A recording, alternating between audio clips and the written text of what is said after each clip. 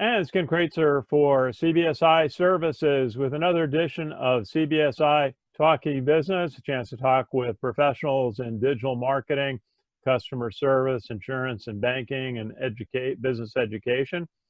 And CBSI Services, for over 40 years, has worked with banks around the country, providing insurance programs and customer service support, and done a lot of work on helping the travel industry over the last few weeks during the coronavirus epidemic.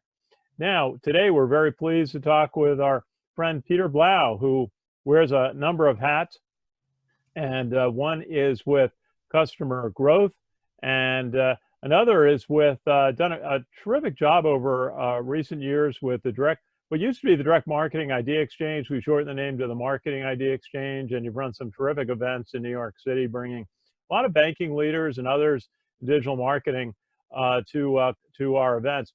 Peter, good to see you. How are you doing today? Very good. How are you today? Very good. Yeah, I man the upstairs in our house, and my wife is downstairs in her home office. So we've adjusted pretty well. But we always say we're in awe of the healthcare provider teams not far from us. White Plains Hospital. We live in White Plains. What the job the doctors, nurses, all the medical staff are doing in the New York area and around the country to take care of people. It's been a tough week for them, but we're just in awe of what they're doing. Now, Peter, you've got a new initiative going that sounds very timely and also kind of a very positive way to conduct banking business, and that is Positive Collection Solutions, a behavior-based marketing program to resolve, prevent consumer credit delinquencies. Why don't you tell us a little bit about that? Sounds very interesting. Yes, it actually started with us, my agency called Customer Growth, back in 2002, when my previous business was sold, and I started my non-compete had expired, started a new agency focused on some of my previous clients, including Citibank. And Citibank has, one of the largest credit card businesses in the world. And we went to them and said, how can we help you? And they said, well, this is a new problem we're having because of the post 9/11 recession. And the problem is, our delinquencies are spiking, and we don't believe our old collections methods are working. Principally, the big change had been caller ID, which became ubiquitous at the time. So the traditional method of collections was calling people on the phone. The cardholders, who already felt a little ashamed about their predicaments, even if it wasn't their own fault, they tended to use caller ID to screen those calls. So there was very few calls being connected. So with our client, we developed an approach where we sent them in just about all in those days in the mail, direct mail, solicitations that looked very similar to credit card acquisition solicitations. They were very positive. They had engaging teaser lines on the outer envelope. They promised good news. And the idea was that your good news is if you get started on a payment plan to resume payments, to start paying down your debt again, you got some certain incentives, maybe a lower interest rate, maybe in some cases a reduction in principal, so you were able to pay down that debt more quickly and get this burden off your back. We found it was, and the clients found it was tremendously effective. We also did it with Chase and a number of other lenders, and it had its real proof of concept in the 2008-2009 Great Recession, when the problems were much, much worse. At one point, the charge-off rate, which is the percentage of assets, credit card assets, that are written off as non-collectible per the federal banking regulations, at one point that went up to 10.5%. So if there's $1 trillion in credit card debt, there was $100 million being written off of that It's huge, $100 billion, excuse me. It's a big amount of money. So we found that these programs saved the large banks hundreds of millions of dollars. They became more digital. There was a lot of email, there was text communications. There were websites where, and there are websites set up where people can negotiate a settlement with the bank directly, as opposed to going to one of these debt settlement companies, which are often unethical. And it was very successful. And now we are seeing the beginnings of a spike in credit card delinquencies that might be as big or bigger than 2008, 2009. The reason being, one, the decline in incomes is much sharper than it was in 2008, 2009. In other words, the unemployment rate may or may not go higher, and some people say it will go higher, but it's certainly coming more suddenly, and more people are frightened and No doubt. don't have the income to pay all their bills. And secondly, after 10 years of recovery, American consumers were spending freely and running up big balances on their credit cards. So even before COVID-19, the delinquencies were starting to ease up, trend upwards. So you already had a problem of millions of families being overextended, and now they're, so many of them are suffering a sudden cessation or decline in family income. Well, certainly it's gone from the best of times, many would say, to a very, very challenging period overnight. I think it was March 12th is when the world changed, it seemed, with this COVID-19 virus. So many events started to cancel, and then schools and restaurants had to change. Schools had to go to online education, restaurants, malls stopped. Tell us a little bit about what is the engagement like for this program, Positive Collection Solutions. What would that look like to a consumer? Well, the consumer right now, so far, has not received very much from the financial institutions.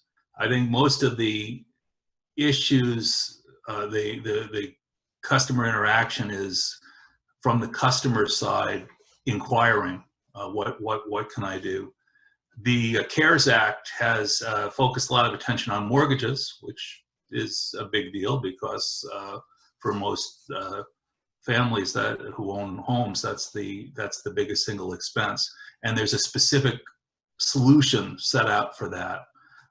It's not exactly the case that the mortgage lenders have been flooding us with communications. I happen to have 3 mortgages because I own rental property, and not one of them sent me a specific email saying, hey, are you having problems? Here's what you should do. But because they're learning about it in the press, the mortgage borrowers are making inbound inquiries, and some of the mortgage lenders have a very easy sign up on their website. Not so much for credit cards right now. I think there's both the credit card company, the credit card issuers, and the credit card holders are sort of in a mode of, I wouldn't say it's denial, but it's let's see what happens before we make any bold moves. So what we do is a lot different. We go in to a major issuer, and we certainly look at their data, and we certainly look at their communications and their research.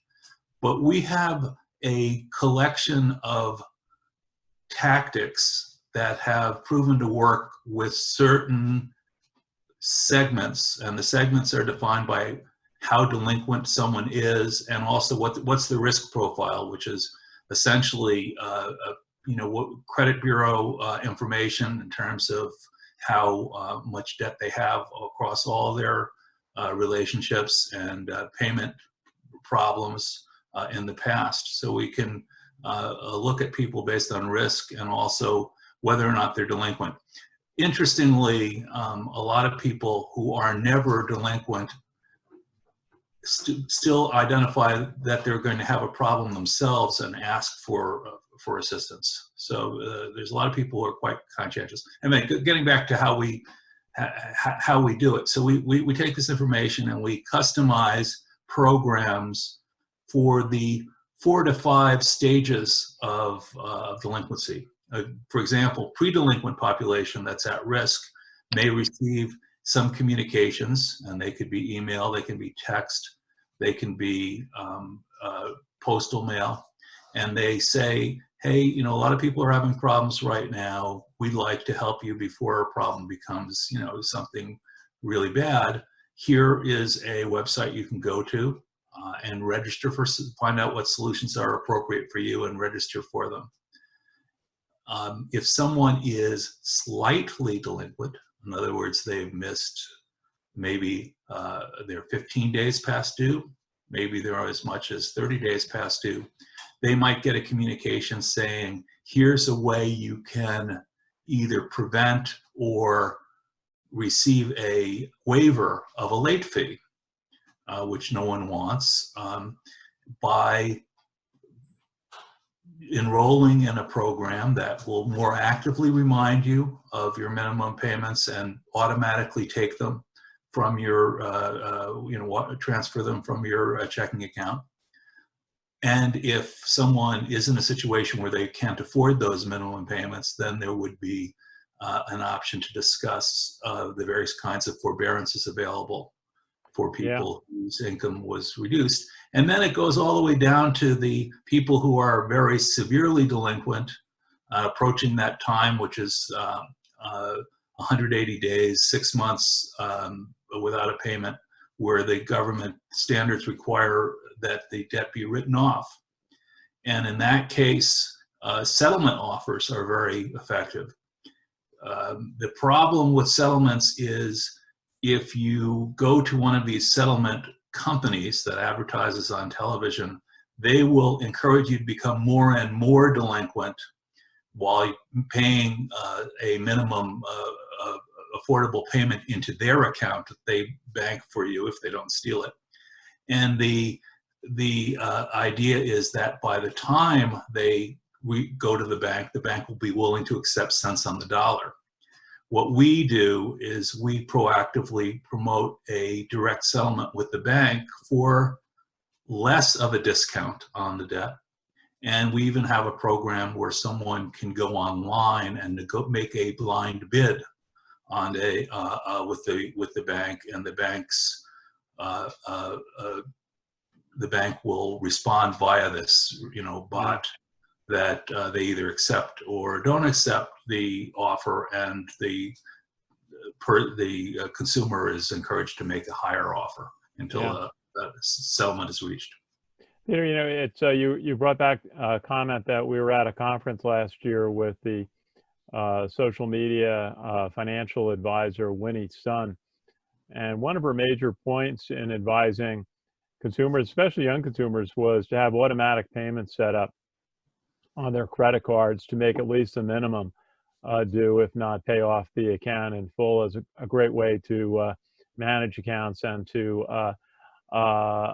build up a good credit standing. And I know it sounds like that's part of your program. Sounds like you're doing a lot of good things with this. How has it gone as far as some of the implementations that you've been able to achieve? Well, we measure in each case. The tactic is measured against a control group that is not receiving the tactic, but is receiving the standard protocol of collections communications from the lender. And then we measure the actual behavior change. What percentage of people have resumed making a payment? What's the total number of the sum total of dollars collected? What's the rate at which the percentage of balances that are written off?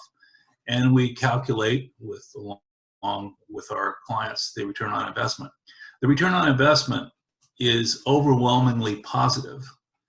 and ranges between 25 to 1 to 100 to 1. In other words, if you take all the money spent on the incentive and the promotion together, for every dollar that's expended in the program, you can save at least $25 in credit losses. So if you talk about a huge base, you know, the largest issuers have $100 billion in outstandings. Each of the three largest credit card issuers have that. So you're really talking about gains that could be in the hundreds of millions at the least, and can possibly be $1 billion or more. Very good. It sounds like you've got a very well thought out program. Is there a demonstration or more information online that interested financial institutions can take a look at? Yes, we will be sending, at the same time you post this video, a URL of a website that explains the program. That's great. Now, you've got a really terrific background in, as I introduced you earlier, in advertising, marketing, communications. Your family's been involved in the industry. Tell us a little bit about your career, some of the key steps along your path in your career in marketing, if you would. Well, I have to say I followed in the footsteps of my late dad, Barry Blau, who was a very successful advertising person before he started his own direct marketing firm. The firm was called Barry Blau and Partners, right. And then Blau Marketing Technologies, as we more and more of our business was directed online. The firm started in the late 70s. I joined my dad after college in the early 80s, and we built it with a team of very brilliant managers working with us to the largest independent direct marketing agency. It was really direct and digital marketing agency in the U.S. by the time we sold it, which was in the early 2000s.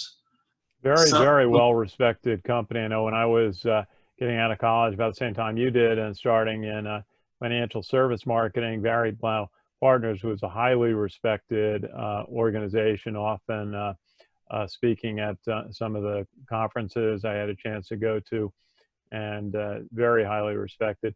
Peter, we got to wrap up. Is there, do you have a final thought for us today? I guess the final thought is we're in uncharted territories for all of our businesses. The program I just described is focused on speaking with the customer and breaking through to the customer, even on a topic the customer may not want to talk about. And that's really what we all need to do, whatever business we're in. We have to contact the customer. We have to get the customer to talk to us about what their needs and problems are more than ever, because we don't know what those problems are the way we did in ordinary times. Very good. Peter Blau, who has a program, Positive Collection Solutions. We'll send out the URL on that attached to this video. And Peter, always appreciate that you've included CBSI services in a lot of the programs of the Marketing Idea Exchange. We hope to get that going again with events over the summer and the fall. And good to talk with you today. Thank you very much, Ken, and stay healthy. You too. And again, that is Peter Blau, who is the president of Customer Growth based in Connecticut, and long tenure in the field. And I want to thank him for joining us today on CBSI Talking Services. Again, CBSI, 40-year history in providing insurance-based programs to the banking industry, payments industry, many programs, travel benefits and merchandise protection and premium services. And we got a great team of customer service managers at CBSI taking care of the business of over 1,200 banks around the country. And if we can be of help, just let us know at any time. So I just want to, again, a shout out to all the healthcare providers doing such a great job right in our neck of the woods here in Westchester County. and say to our audience, stay well, and we'll talk again soon, and have a great day. This is Ken Kreitzer for CBSI Services Talking Business. Have a great day, everybody.